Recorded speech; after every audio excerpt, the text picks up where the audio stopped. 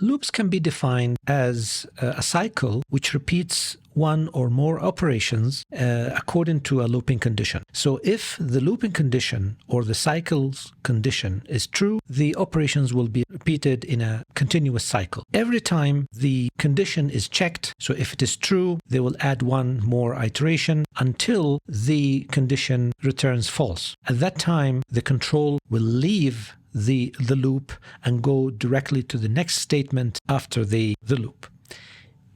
In most computer languages, including Python, there are two main types of loops: for loop and the while loop. Briefly, the for loop depends on the count of elements inside an iterable.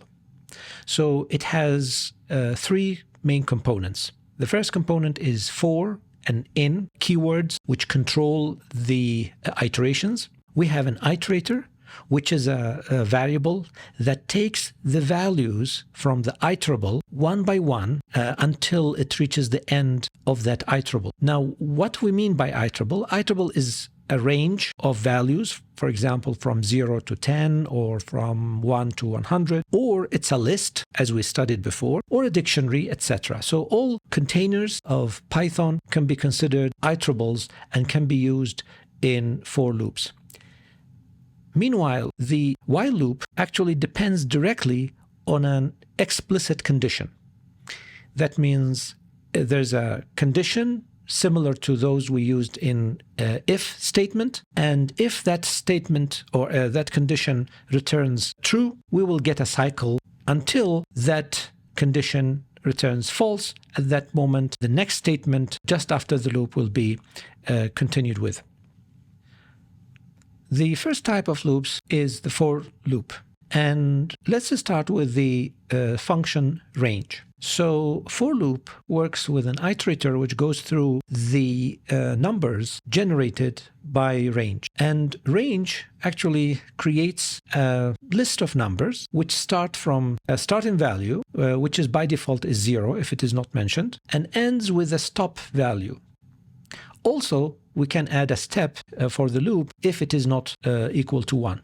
So the first example, just we type range, and 5 here is the stop value. So it is the minimum requirement, as I said, is the stop value.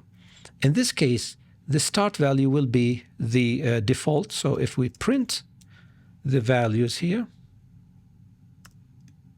and check how the loop works, so we see that it started from 0 as a default value and ended with 4. And here we have an important thing always to remember, that the last value of the iterator or the loop variable is always one step before the last or stop value. So it never reaches the stop value. I will never take the stop value. Always stops before, either by 1 step if it is the step is defined, or by 1 if it is default. And it depends on some cases, as we'll see later. Now, what if we added a start point or start value? So if we add 1, now in this case, it will start from 1. And again, it will not go to 5. Always it stops 1 before the stop value. Also, we can add a step.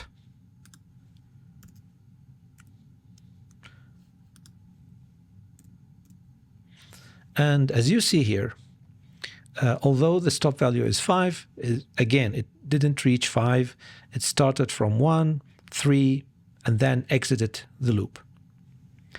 Finally, if we want to make a reverse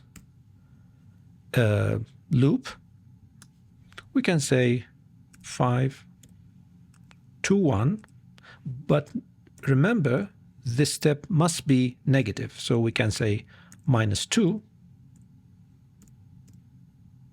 or, which is the most common in case of reverse loops, -1. And again, as you'll see, it didn't reach 1. It stopped one step before.